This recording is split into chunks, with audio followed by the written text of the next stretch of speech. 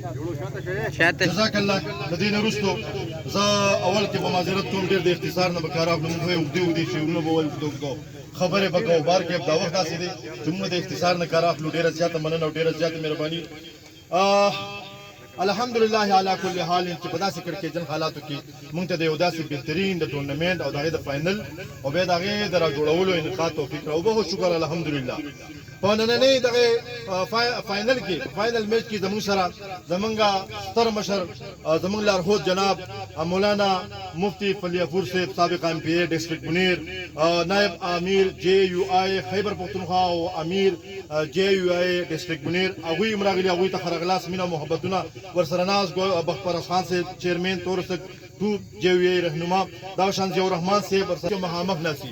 زه اقبال محسن او د ارګنایزر کمیټې لخوا د چا له وجې چې دغه ټورنمنټ را جوړ شوی دی، جناب محترم هدایت الرحمن استاد صاحب، امجد علي صاحب، راجو علي خان صاحب، سراج احمد صاحب، بشمور نور هم خیال، د هغوی د ټولو د زړه د تله تاسو ټولو ته بار بار دلته په راتګ باندې هرکلی، خرغلاس او په خیر علي وایو. زه په لنډ شعر کې ستاسو ټول داد، ستاسو ټول ستاینه کوم او غواړم چې د علم په لمن کې دغه ټورنمنټ چې را جوړ شوی و 12 ورځو باندې محیط و، شپږ ټیمانو پکې برخه اخیستې ده. نن فاینل هم د دغې جنګدرې دا کب چې هر چا وګټ کب په راځي جنګدرې ته. زه د جنګدرې خلکو ته مبارکي ورکوم. دا یو شعر د دې ځمکې نه او د دې ځای نه ډالۍ کوم. دا مشهور شعر چې زه اکثر په کمپیرینګ کې وایم چې چرته چې هم د ځوانمردۍ او د اخلاص ذکر وي، د ټولو مخکې به نامه زما د قام راځي. زما د خټو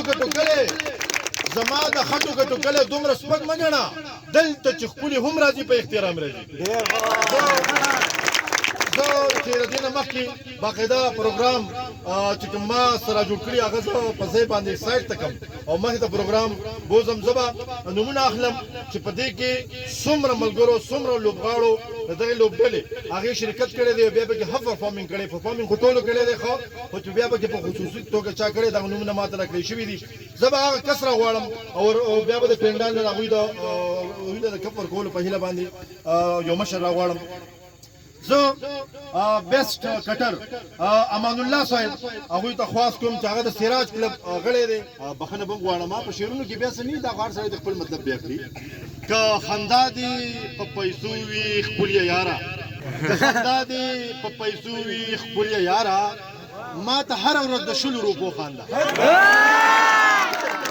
مولانا صاحب دې جذبات داسې دي نو خیر بخښنه به راغواړم چې ما دې کال وکړو د محسن راضي به نو بالکل ما ورته انکار نه دی کړی. جناب امجد علي صاحب د افغان کلب غړی دی، ما ته ویل چې دا کب به ما ته په خپله راکوي. نو زه اقبال محسن راغواړم چې هغه راشي او هغوی ته کب ورکړي. ډېره زیاته مننه.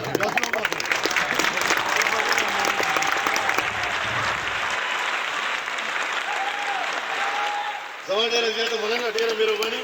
د خندا یو شعر ته چې په شیشه کې ځان ته وګورې نو ستا په شان یو شی به تا ته وګوري. بل شعر وروسته وایم. اکرام الله صاحب بیس کټر دی، هغه دې راشي چې دا سراج کلب